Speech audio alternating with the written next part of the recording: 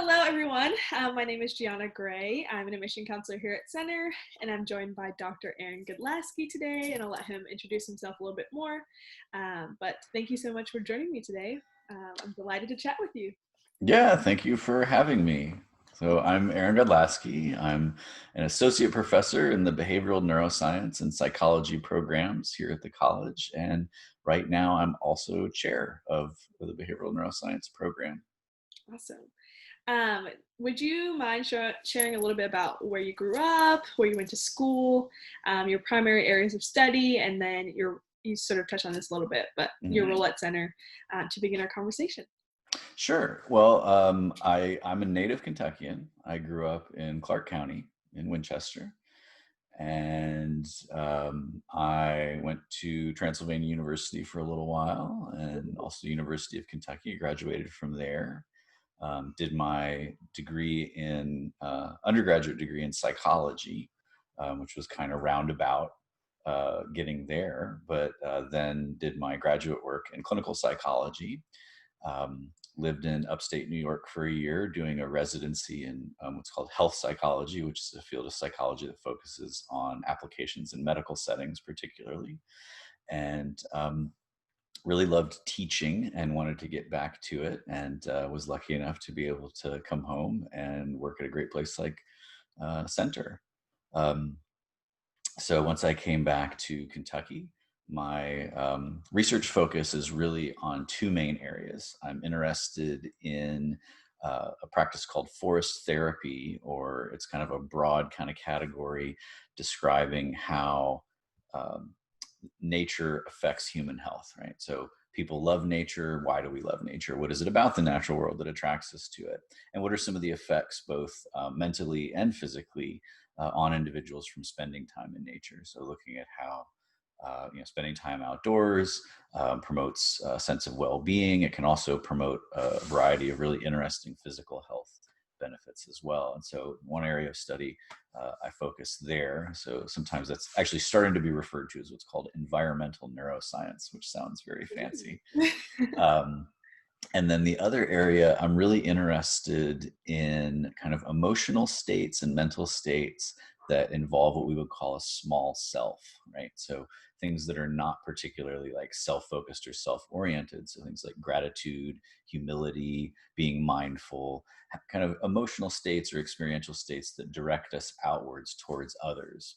And so I'm really interested in how kind of cultivating those sorts of states through practice can promote both personal and interpersonal well-being. So those are kind of the two key areas of research that I like to focus on.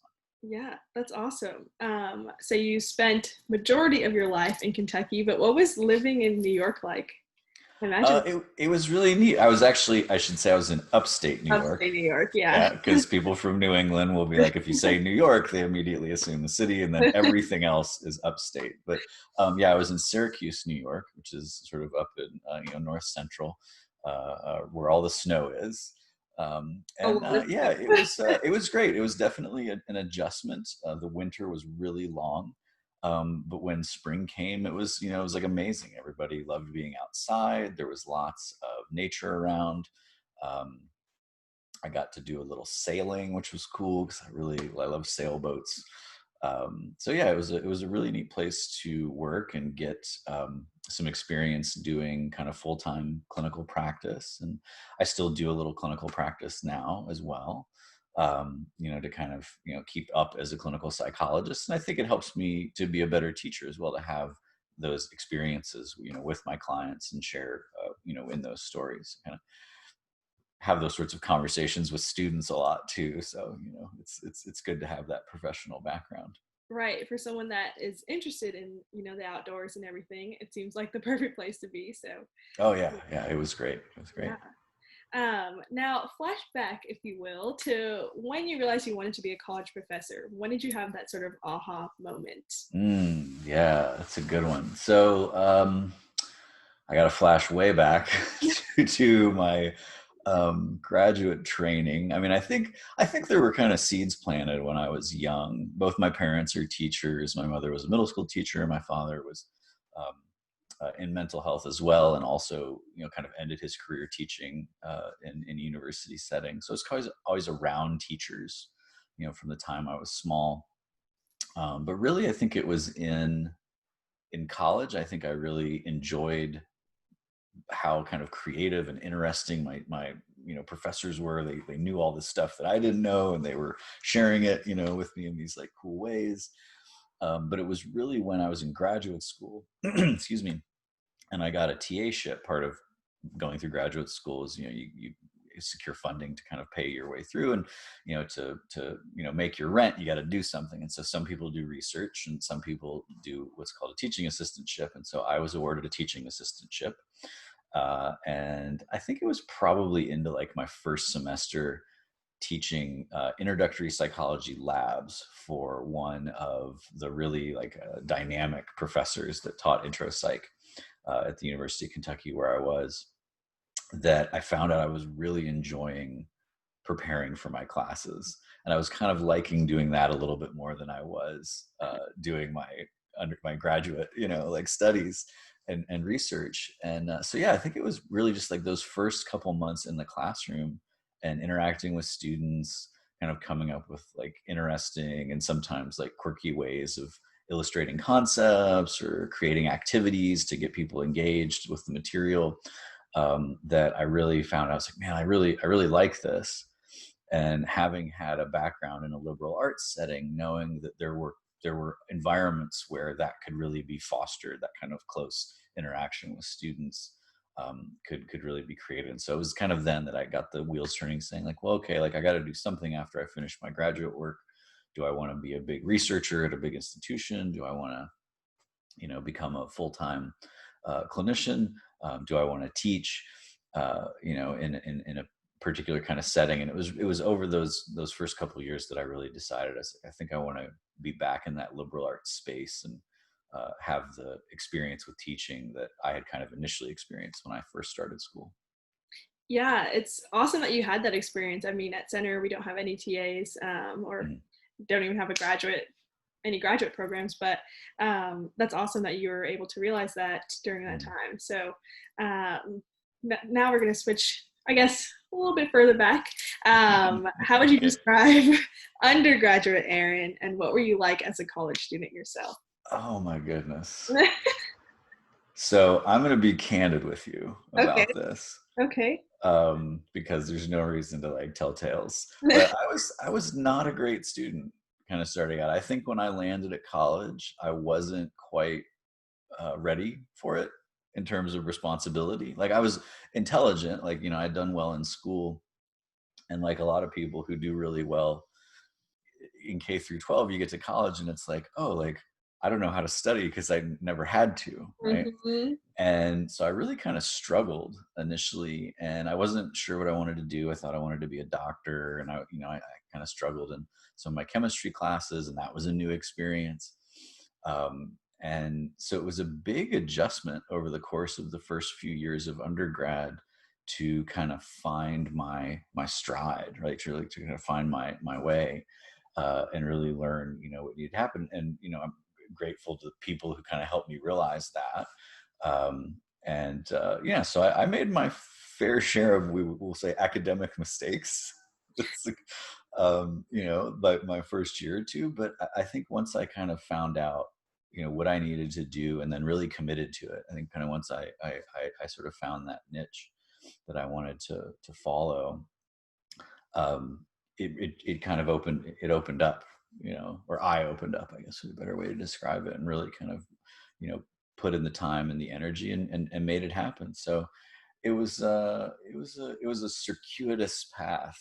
I took a few extra years to finish. I transferred schools, um, but I did it. And so when I talk with students sometimes who are struggling, I'll actually tell them, I struggled too. Like I know what it's like to get your first C or D or even E on an exam, and what it means to kind of feel that really personally, right? To really identify with it.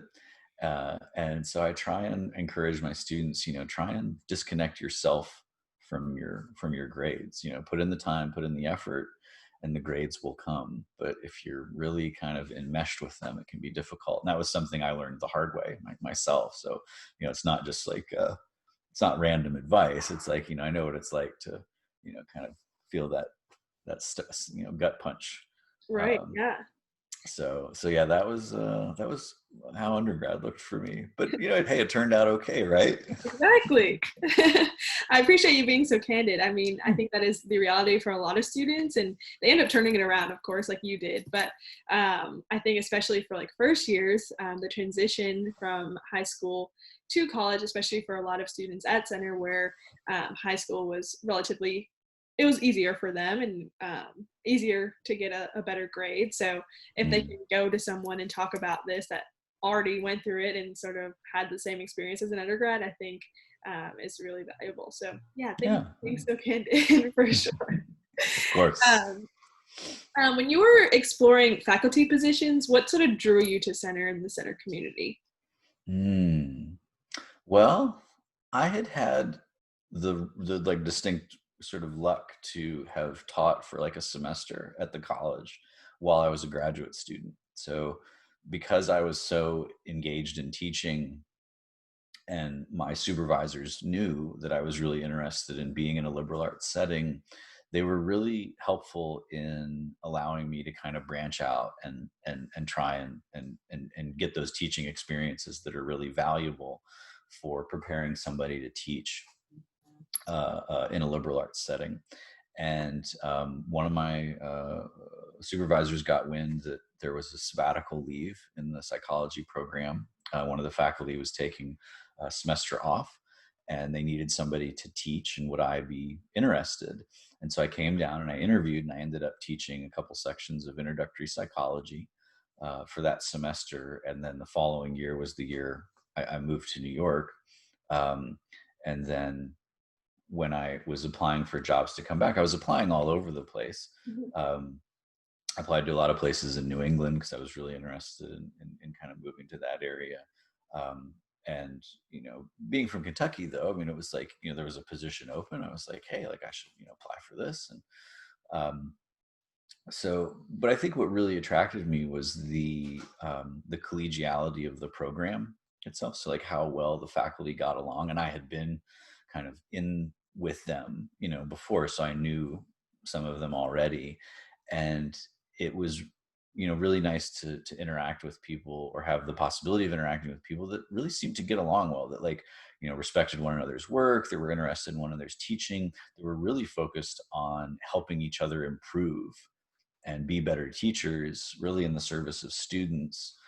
Um, and having a really strong focus on using things like research experience or mentorship, things beyond teaching, just kind of in the classroom, to really help like lift students and help promote them and get them the experiences that they need to then move on and, you know, do the next thing that they're going to do, whether it's, you know, get out into the workforce or go to graduate school or further professional training. And so I really kind of loved that attitude of you know, we're here for the students, and our work, even though it does serve us as professional scientists, is really about serving them, right? So, you know, how can I help my students get experience with research? How can I help my students get internship experiences? How can I help them kind of see things in a new light, or see places that they've never seen before, that are going to help them kind of move on? And so that was a big draw for me, was that level of commitment to the student experience. Um, Other things were just, you know, it's the best college in the state. You know, I think, you know, hands down in terms of you know, the level of the education, the rigor, the you know, quality of engagement, and to be able to come back to a place close to home, to be near my family and my wife's family, um, be able to kind of reconnect with a place that was really important to me, and still is, meant a lot. And so it was both kind of the place, but I think also kind of the like the spirit really of it. You know, like it seemed like it would be a, you know, a great fit, and here I am. That's how I ended up back here. Here you are, yes. And you touched on this a little bit in terms of like academic rigor, but how Mhm. would you describe the academic culture of Center? Among the students or the faculty? Both. Or both? Hmm. So I would say among the students, I think, and you'll remember this from your time as a student, but like I think probably the most common adjective that center students use to describe themselves is like driven and intense. Like those are the, the big kind of ways that I think they act, and I think it's a really intense experience, um, and that has, I think, mostly positive, effects on students. Some of them get really stressed out and need to learn, ways to cope and manage with that, and that's part of growing up and developing as a person. But yeah, I think it's an intense experience, right? There's a lot of work, right? It's not, easy to do. It can be a little bit uncomfortable, I think. And all of those things, as a psychologist, I tell my students, like, part of when you feel a little disquieted or when you feel a little ill at ease in the classroom, that's really your brain telling you that you're learning something new. Like anytime we're in a situation where we're uncertain about what's going on or we don't know everything, the default response is not relaxation. The default response is you're a little, nervous or, ill at ease.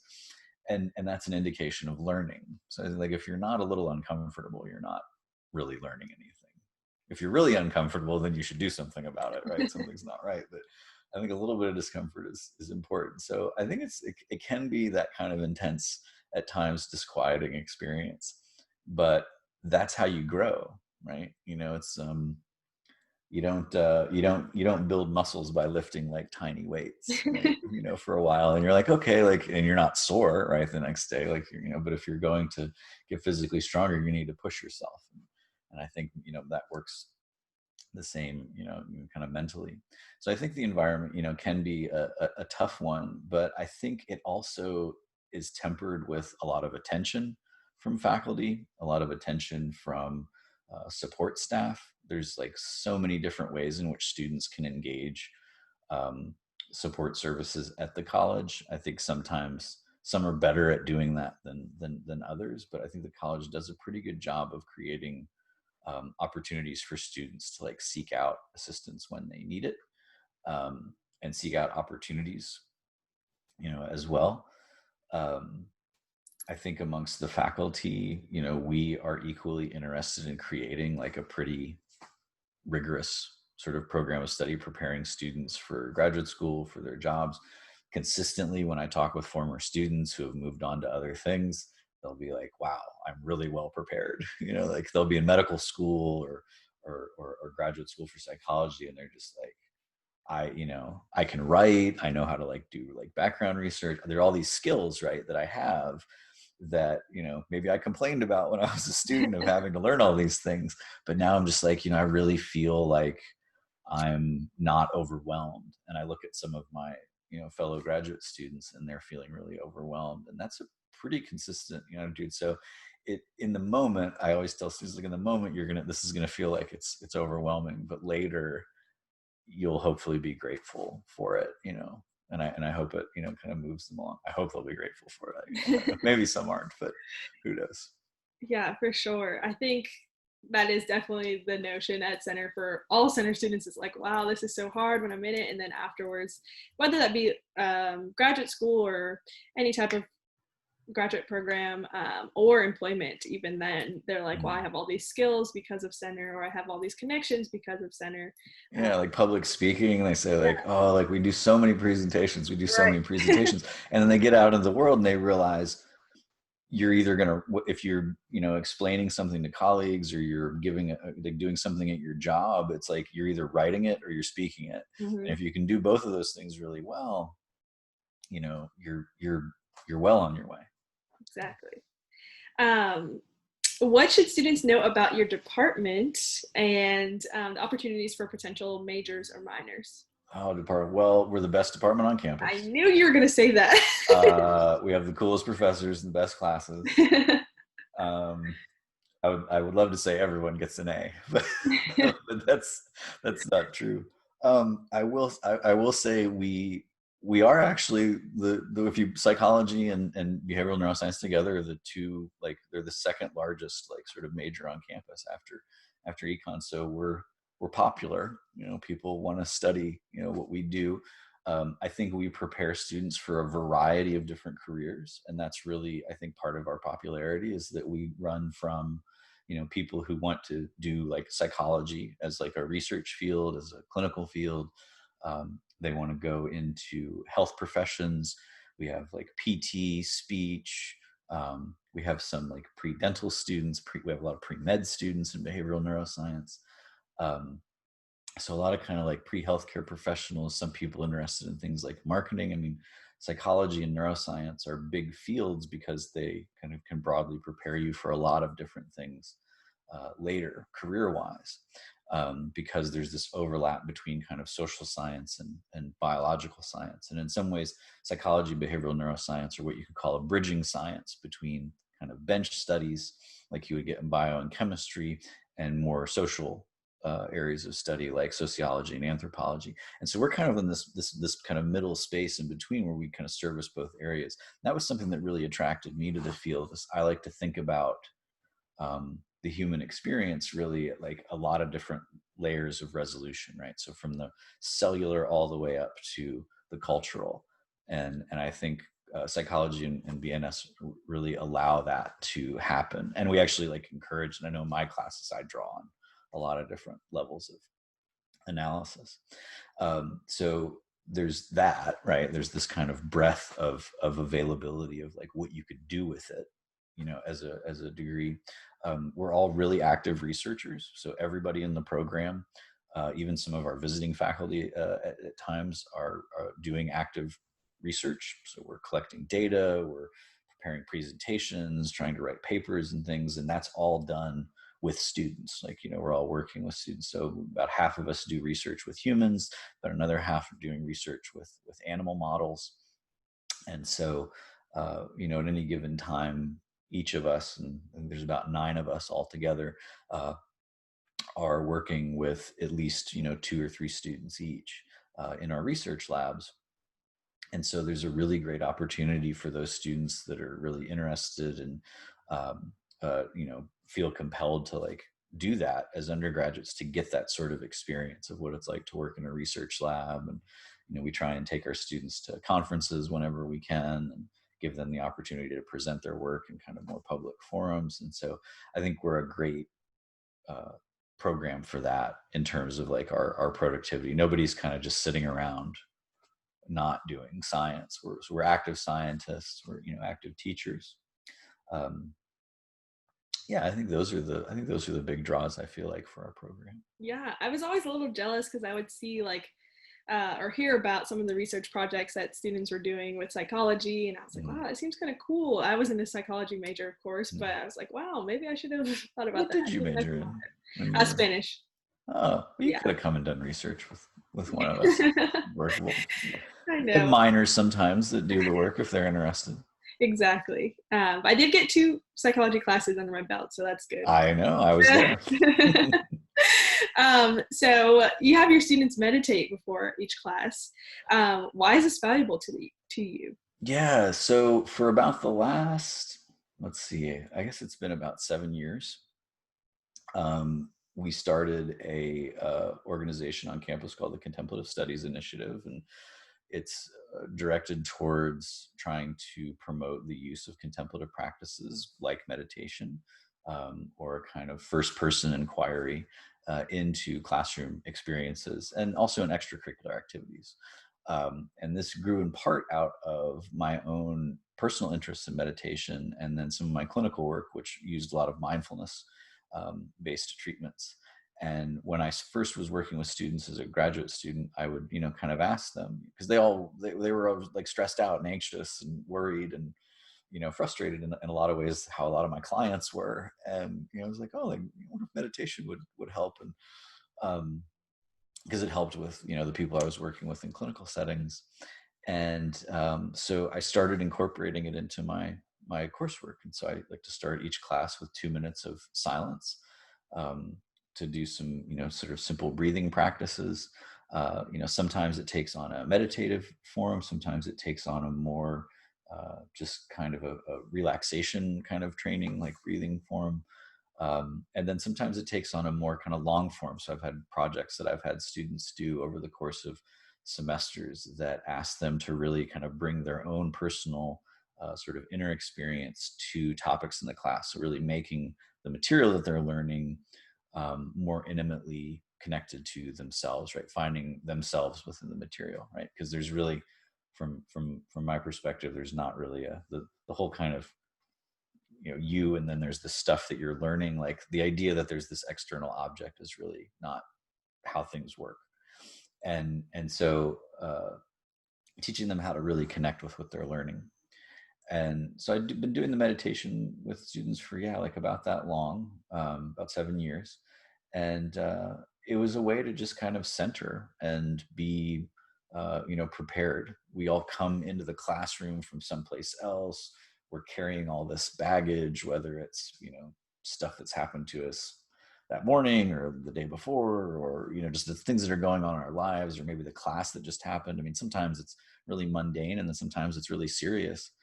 And we're expected to kind of sit down and zero in for an hour and learn something new.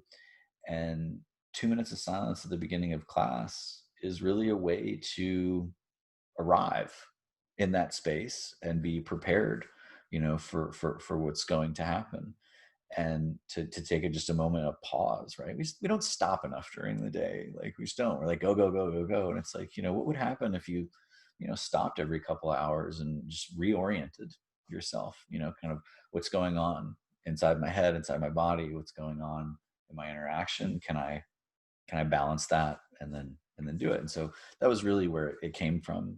For me, it was a way of helping them kind of find not so much a way to cope with their experience, but just a way to kind of engage more intentionally in what they were doing. And most students seem to enjoy it, that do it. Some of them continue on, after the fact. Uh, yeah. Yeah, I was one of those students that enjoyed it for sure. I Mm-hmm. was so grateful for it because I think I had class at like 9:10 or something, but I would always Mm-hmm. sleep until the last minute, rush to class. But it really allowed me to like you said, like center in, no pun intended. But Yeah. um, Give you a chance to wake up, right? It's yeah, funny, like closing your eyes and relaxing for a minute, but it has this kind of awakening quality. exactly. Yeah. Um, Now, I think I know the answer to this, but what is your favorite course to teach and why? Which do you think it is? Health psychology, I Health think. psychology. Yeah. Yeah, I do love health psychology. I love all my classes, honestly. I think I love my class in Japan. I teach a travel course to Japan every few years where we kind of and, and honestly, I think in some ways it's the hardest class to teach because it involves a great deal of preparation and planning. But it also involves like everything that I do, right? So it draws on my research, it draws on my my philosophical interests, my scientific interests. It incorporates aspects of health psychology. It incorporates aspects of neuroscience, which is I teach an advanced neuro course. But it also draws on religion and philosophy and spiritual cultural practices. And it's in Japan, which is a place that I've always loved.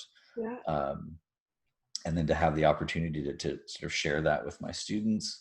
I have really wonderful collaborators there that we work with, spending time in this village outside Kyoto doing, like working with what we would call sort of classical Japanese like lifestyle promotions with Satoyama, which is like, people that, like living in the mountain villages, what that's like. And so I think that's probably my favorite class to teach because I get to go to this place that I've been, a number of times, but every time I go with students, I get to take people who've never been there. And so you get to kind of like watch things that are like I've seen, a half a dozen times, like places that I've gone. And then I take people to it's the first time they stand there like, wow, and so I get to kind of see it through fresh eyes by sharing it with them. But I think in some ways maybe one of my favorites. And like all things that I think, if something's like your favorite and you really love it, it's also not easy.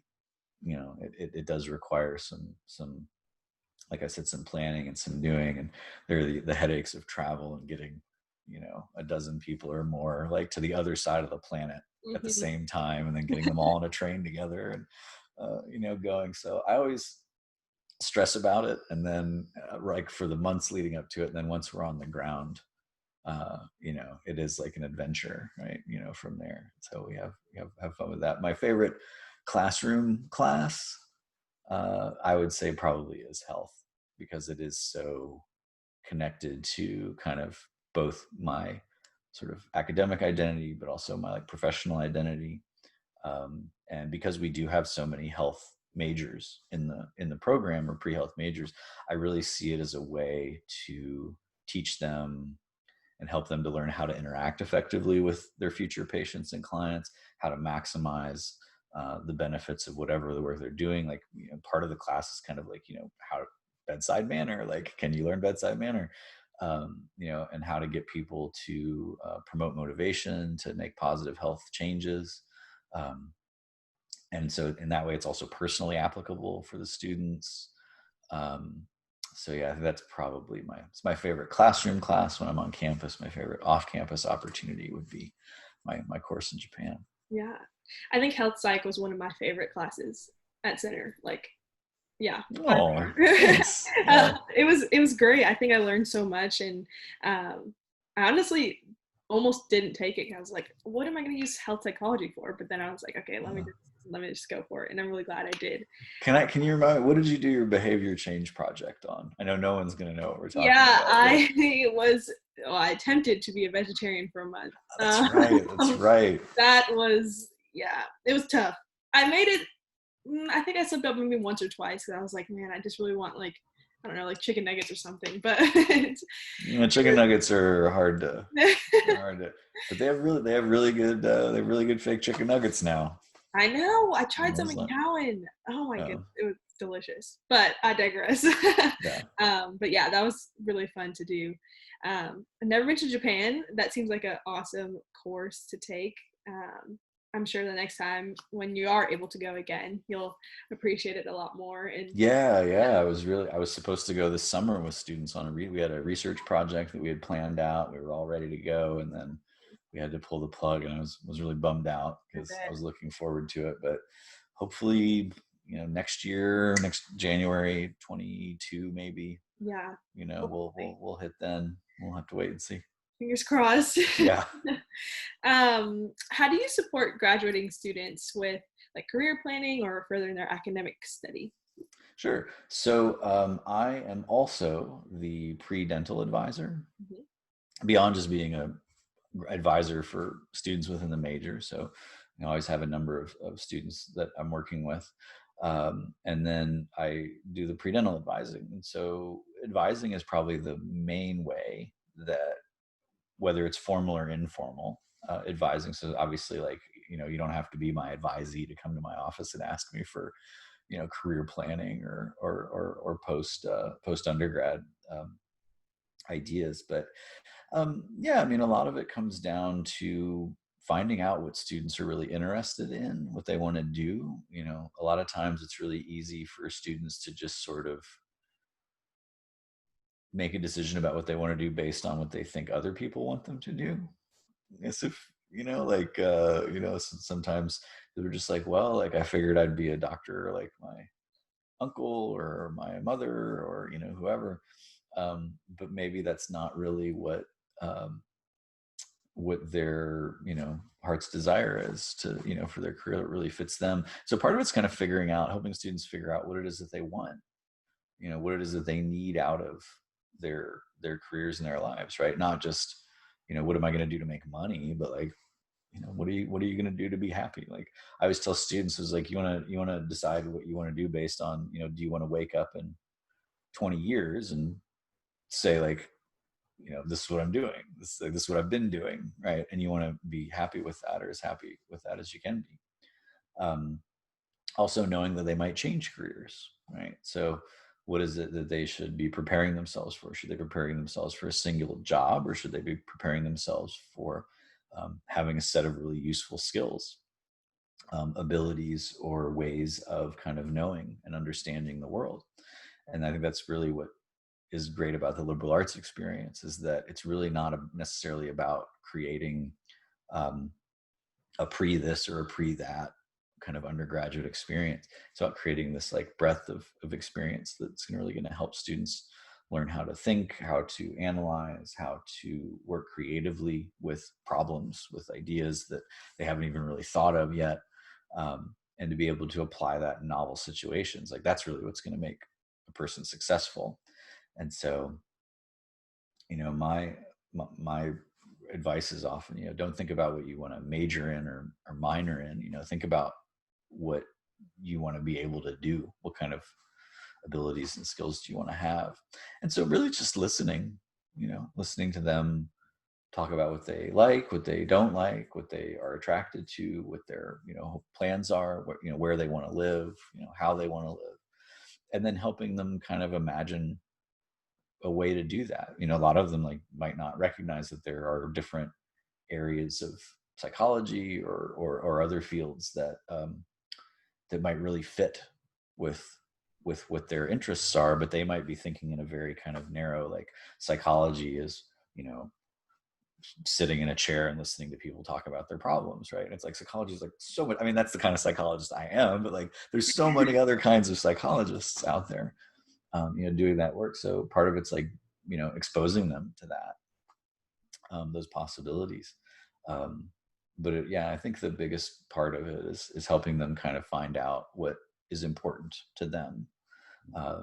Because if you can figure out what's important to you and like what you're oriented towards, then you can then steer yourself in that direction. And, hopefully you land, someplace that you want to, in the end. I think that's really what's, sort of good advising. And so that's the kind of advising I try, and kind of advising experience I try to create. Yeah, I think that's really important. I mean, one of my friends majored in psychology and he's going on to grad school for marketing. And I was like, where's the connection there? But Oh, it's huge. Yeah. But yeah, I think everything you just described is really important. And I think students are fortunate that we have such a small sort of student to faculty ratio that they are able to come to your office, even if you're not their technical advisor, for sure, for that advice, for sure. Yeah. Describe your impressions of Danville. Impressions of Danville. Well, I mean, it's a little town. I think it just got like a cutest little town award again recently. I don't know. There was something in the paper I saw. So it gets points for like being a cute, little like a tiny, kind of college town. It's definitely rural. I mean, I grew up in a similarly kind of rural place, so I'm familiar with that sort of environment. I mean, the college has its own kind of, there's the bubble. Everybody learns about the center bubble, once they get there. But it's a nice little. It was a nice little place to live. I lived there for a year, before I kind of moved back up to Lexington where I had lived before. I mean, it's a nice little town. It's got a cute main street. I always tell students they should spend more time in town, right? Like the idea of kind of interacting and, going to the hub, the coffee shop, or to the, the yoga studio or the juice bar, and or go out for pizza and beers. Like, I mean, there are places, there are businesses in town that I think would benefit from students interacting with them. And I think from the students' experience, getting off campus, right, now and then, even if it's just a couple blocks, to be able to do that. There's a lot of nature around. You don't have to drive very far to take a hike or go for a nice bike ride. And so I think getting getting out and interacting with particularly the natural world, something that's important to me and that I study, and say like, hey, this is really good for you, you should do this more. I think it's pretty easy to do that in the Danville area. We have some nice nature preserves nearby and so on. So yeah. I think Plank and the Hub are definitely some gems. Yeah, really. A newer gem, but definitely should be utilized by students more often, I would say. Now these are like sort of more fun questions, I guess, to get to know you a little bit better. Sure. What hobbies consume most of your free time? Oh gosh. Well, I mean, right now, because I mean, it's, I'm working from home. And so I actually kind of rediscovered like creative art. So like I was actually a studio art major for a little while. So I guess it was sort of classic, like started out pre-med, didn't go very well. It's like, okay, I'm going to do the opposite of medicine. I'm going to go be an artist, which at that time, I guess I felt like it was the opposite of medicine. And so I kind of like rediscovered like painting and drawing, which I've been doing some lately. I really love fly fishing. And so I tie my own flies, and I actually made a fly rod, from scratch. So I got all the parts and put it together, which was kind of a little kind of like model project.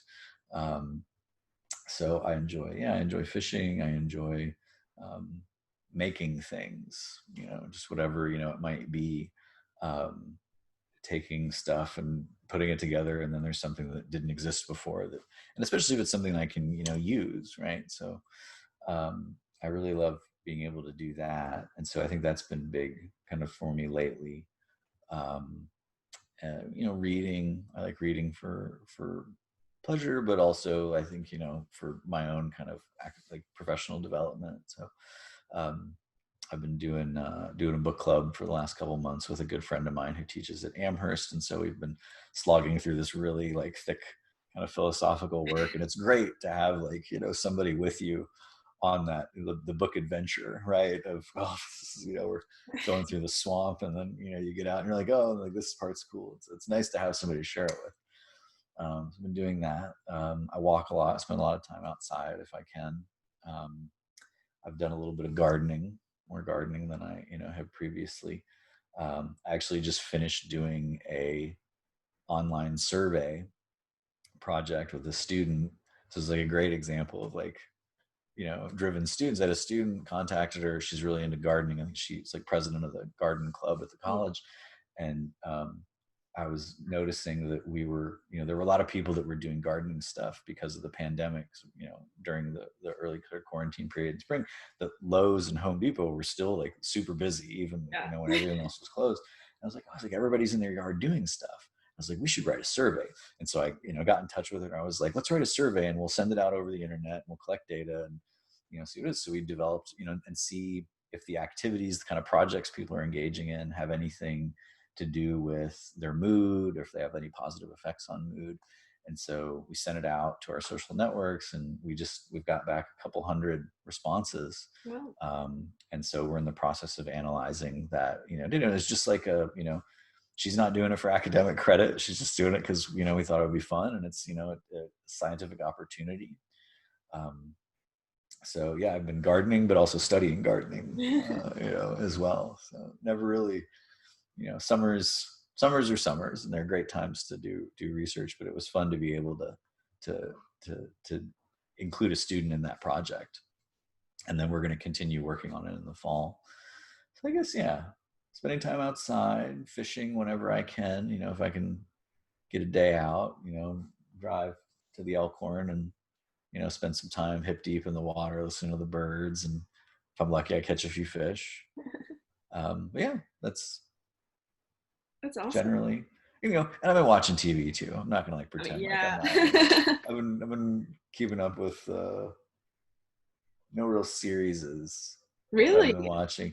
No, I don't do Netflix anymore. So Okay, I was gonna say I have been rewatching. You're not gonna remember this because it was before your time, but there was a seven seasons of Sherlock Holmes.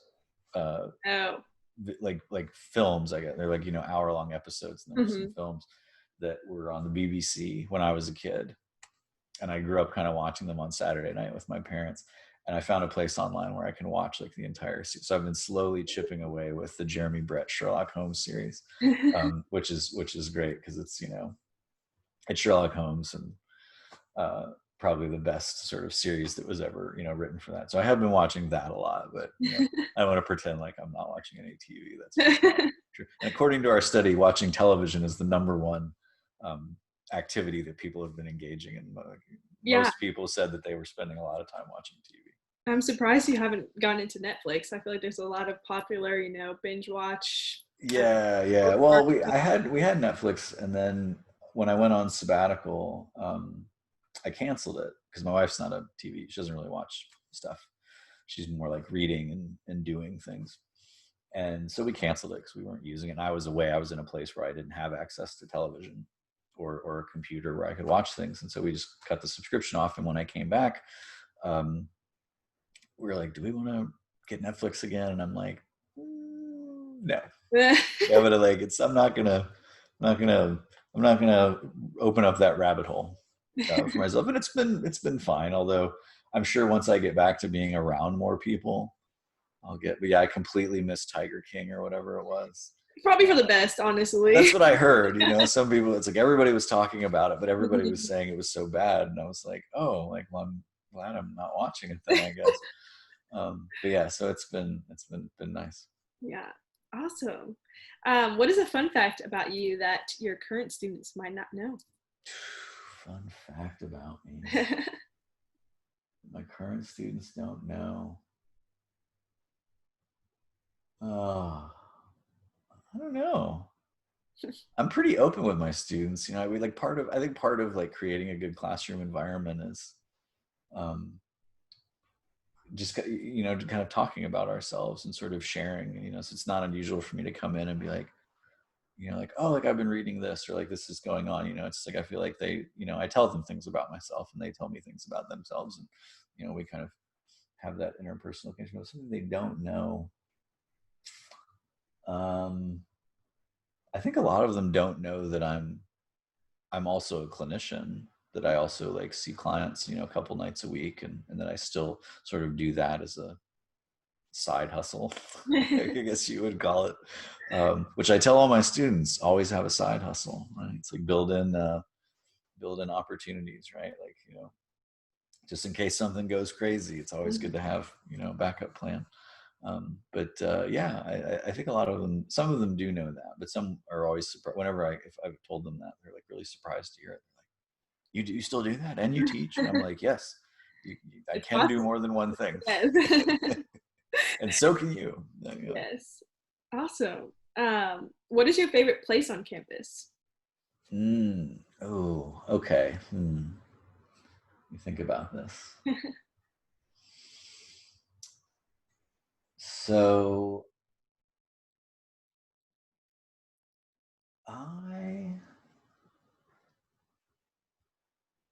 there are a few spots that I like, I'll say, but probably one of my favorite spots is tucked in between the rear corner of Crowns Hall and the side of Sutcliffe, the door that you can't go into Sutcliffe, on the backside.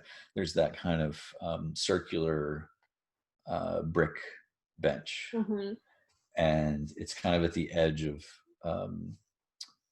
there's like a little kind of gardened space along the side of Crowns Hall, through the arch, when you go through the archway and back. So I like hanging out there. Sometimes I would like go over to Sandella's and get a cup of coffee or tea or something, and then go out there and just kind of sit, right? And there's not a lot of foot traffic, through that area because it's on the sort of on the back side of a building. It's usually pretty quiet, and there's always like some birds around, or and depending on time of year, plantings. It's really like that spot, and probably my other favorite spot would be the president's backyard, which I'm gonna have to talk with Milton and Yeah. see if they're cool with me hanging out in their yard. John and Susie were always like, I would take students over there when we would do, when I would talk about forest therapy and like nature and health practices. I would just like, okay, everybody up, we're gonna go Let's go. over to John and Susie's yard. And I think did I take your class over Yes, there? you did. Yeah, so we like went over there and have you like walk around and kind of observe and get your five senses engaged with the environment. And it's always been such a beautifully landscaped yard. Like Susie put a lot of effort into the trees and the plantings kind of in that area. And so sometimes I'll just go over there myself and um, and hang out. But I really like it there. Occasionally, I'll hang a hammock up behind the library. And the library. Oh. Yeah, like on the backside there, that row of trees, I guess where the Learning Commons is going. But yeah, I like being outside on campus if I can, find a spot. But yeah, I think the Crake House yard, or I'm looking forward to next year doing a little bit more stuff with the campus garden. Mm.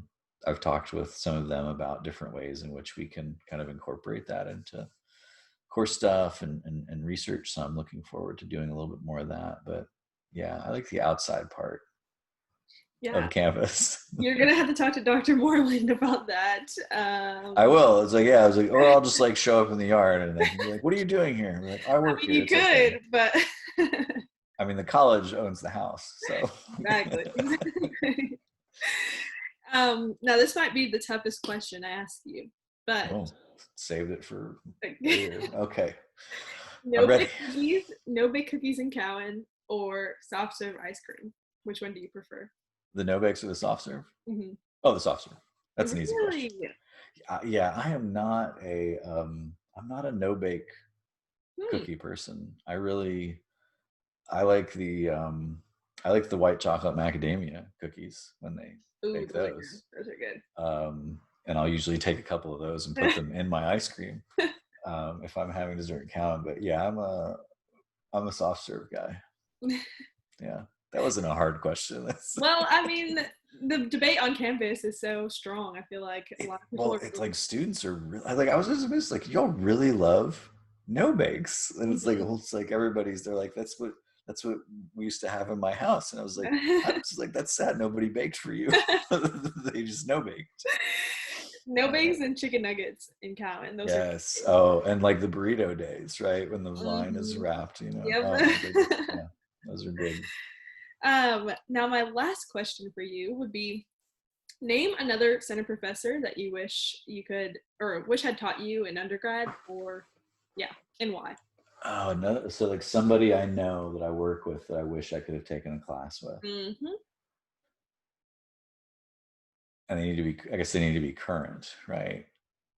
I guess. You can say one current, one. Yeah, only one. I mean, the one that immediately comes to mind is I always wish I could have taken a class with Ken Keffer, who still teaches occasionally. He teaches hum and occasionally still teaching art of walking.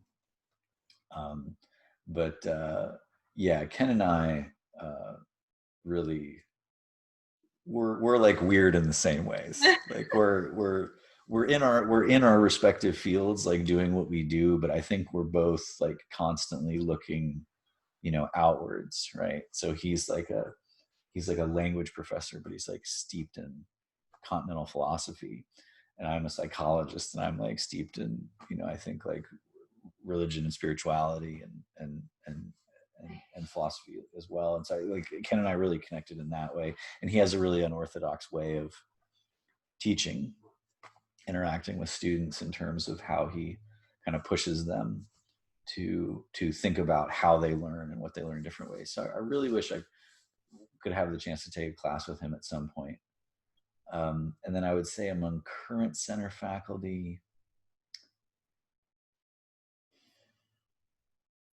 I would love to take a writing class with Lisa Williams. I would take a poetry class, I think, and do that. Yeah, I was not expecting that. I think that would be a lot of fun. I mean, it's like I really like, and this is again part of what I love about teaching there, is I love the opportunity to get like out of my own kind of, I'm in the sciences, right? And so it's like getting out of my own division and engaging with other ways of knowing and understanding the world, because I think that, there's this wealth of information that there's a lot of cross communication that we can engage in. And so I think, it would be a lot of fun to take like a poetry writing class or creative writing class with Lisa. I think would be good.